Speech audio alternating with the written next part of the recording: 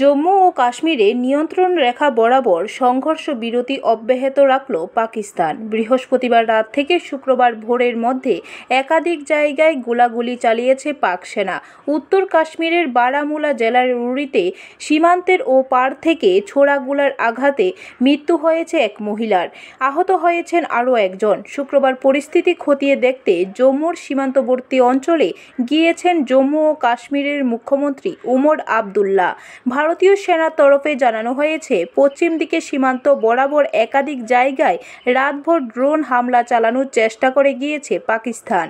হামলার প্রতিটি চেষ্টা ব্যর্থ করার পাশাপাশি পাল্টা জবাবও দিয়েছে ভারতীয় সেনা।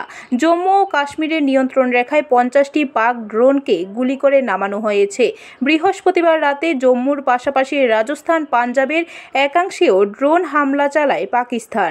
ছুটে আসে একের পর এক ক্ষেপণাস্ত্র, মর্টার। পাকিস্তানের হামলা শুরু হতেই ওই তিন রাজ্যে সীমান্ত লাগোয়া এলাকায় বন্ধ করে দেওয়া হয় আলো।